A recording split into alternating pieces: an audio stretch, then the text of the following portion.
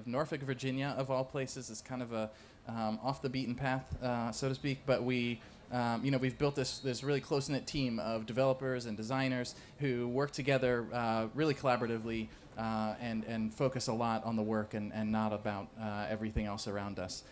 We work for a lot of the agencies in the world and direct to clients like Google and HBO, and we do digital campaigns of all types. We've done a lot of mobile work recently, and so we felt pretty compelled to come talk to you guys about that.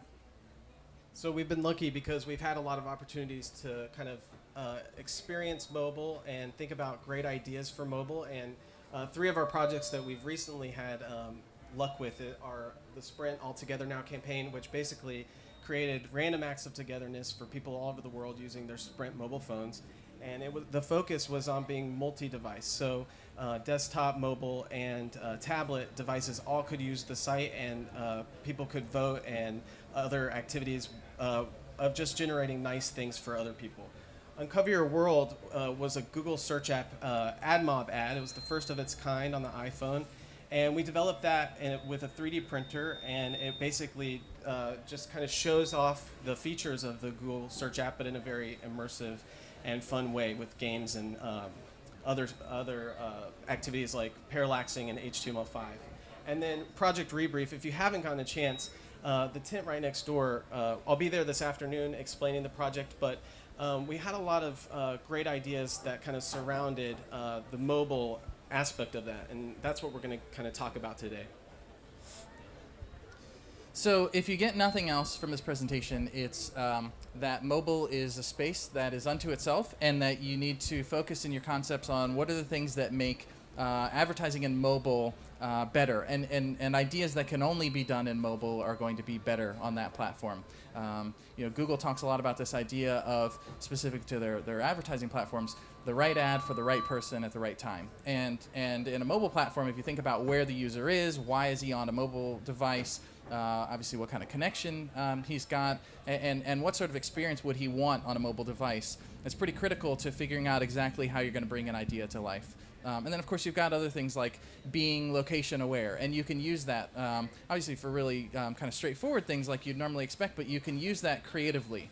Project Rebrief in particular, and it's kind of exemplary of what we do elsewise, we look at a project both from as many different directions as we can. We look at it certainly in a traditional creative concepting way, and then we also look at it and we say, what are the right types of technologies for this brand? If Coke is a social brand, then let's be in the real world with them, or let's connect people and look at those types of concepts. So we've developed a lot of kind of creative, neutral technology ideas, and those are the kinds of things we wanted to show you. So the first one, it's kind of showing a user that they can control something in the real world, a machine interactive installation. But the idea is that there's a lot of executions that can go along with that. A mobile phone gives you access to all sorts of new ways of connecting with users, and you'll see some demos around here that kind of do that.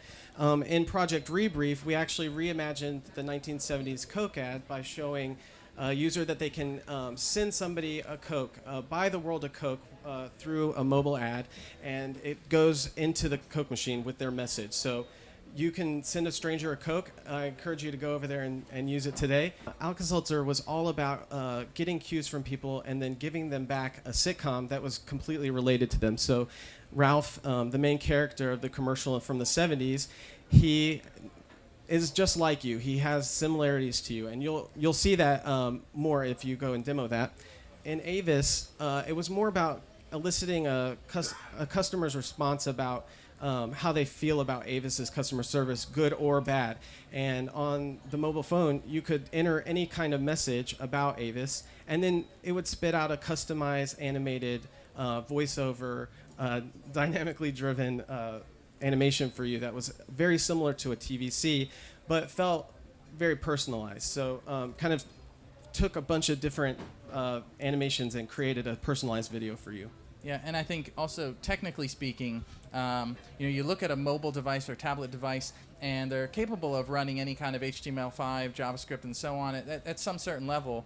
But there's different limitations that you have on those devices. You can only generally stream one media element at any given time, or you don't have access to a camera and microphone. And so this one, this idea of using video gets around some of those limitations. And video is a great creative platform for ideas on mobile because it can start to stream and then the user can experience that ad pretty quickly. In the case of Alka-Seltzer, we precompiled hundreds of thousands of possible variations of these ads based on what were the different factors that were related to how you were experiencing the ad.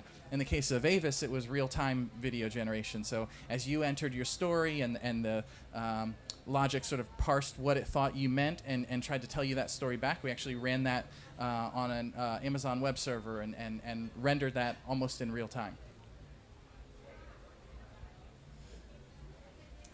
This one is a user can see a story told over multiple impressions. And so think about this one a couple ways. Specific to mobile, you don't have cookies, where on desktop you do. On desktop, you could imagine that a user has seen an ad once, or maybe he's interacted with an ad once, and then the story changes the next time that he sees that ad, the call to action. And you could think of that in kind of like a standard salesy way.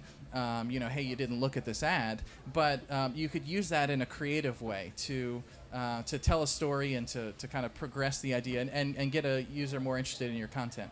On a mobile phone, if you don't have those kinds of cues available to you, you can still use things like time of day. And we did that with Alka-Seltzer. So we said, in the morning, we're going to serve an ad that's all about sort of this breakfast story. And at noontime, we're going to serve a lunch story. And in the evening at dinner, it was really relevant to this idea of Ralph and his, he ate the whole thing.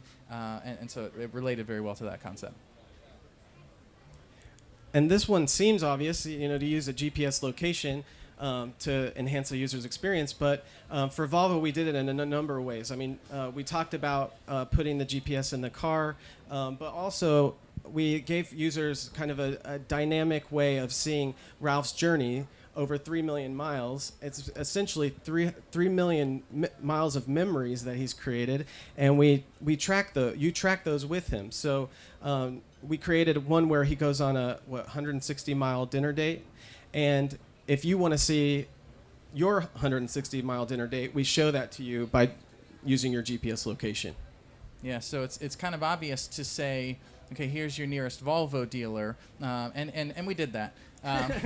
But to use that in a creative way. So he went on his 260-mile dinner date, and we could show you that. Yeah. So it's cool. And then the same idea, but just to show you kind of how varied within one kind of technology idea all the executions could be. A user's ad can be based on his GPS location. And we have a demo of this one, but we're in an incredibly small and very hot tent. I don't know if you noticed. And we were going to take you out of here, but we're on camera, so it's hard. But we have this idea of again, a user's ad experience, whether before he's engaged with it or once he's engaged with it, could be based on his location. Maybe we could send him, he's on a mobile device, so let's send him on a virtual scavenger hunt and use the GPS to drive him to different locations. And even we talked about it as being like a virtual geocaching type idea, so that you could, as you're walking around, it would tell you you're close to those things, and you find those things and are interact with the brand in that way. So the next idea is an ad experience can play out over multiple devices, and you've kind of seen that. You can kind of see that around here, like people using their device to control an experience on the screen. But our prototype is kind of more about the idea that you could take something with you. So do you want to explain ice cream? Technically, you can connect two devices together, but instead of just like a real-time experience, what if you were to start an experience on one device and then continue that on another device? So if you were on a mobile ad and it asks you to transfer that experience over to a desktop, or if you started on a desktop and it asks you to take that off onto a mobile device and go out into the real world and continue that. So this last idea, second last idea, is just a general technology idea that users can work together to create something, whether that's live, they can be working together live, or they can create something over time. And you see that a lot, I think, on desktop. Aaron Koblin and others from Google have done these really great experiments where people have contributed all to the same kind of piece of artwork or certainly user-generated content on a site. But we haven't seen that a lot on mobile devices, that people are doing that, and they're just as capable. In fact, the demo that we've got, if we can pull it up, is this kind of multi-touch social user-generated content idea. We originally did this idea for Maxell, and we thought, what if users could contribute their favorite song, and then it would analyze that song, and everyone would sort of contribute back to this drawing of the original ad, and then everyone's submissions would create a piece of that, and you'd be able to interact with that content, listen to that song, and so we won't plug it back into the screens, but Matt's going to control this car with his tablet.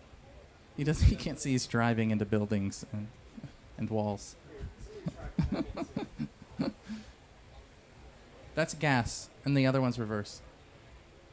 But yeah, this is not a local connection, or these devices aren't connected in any way, Bluetooth or anything else. It's going out through the internet and then back in. So this could be happening anywhere in the world.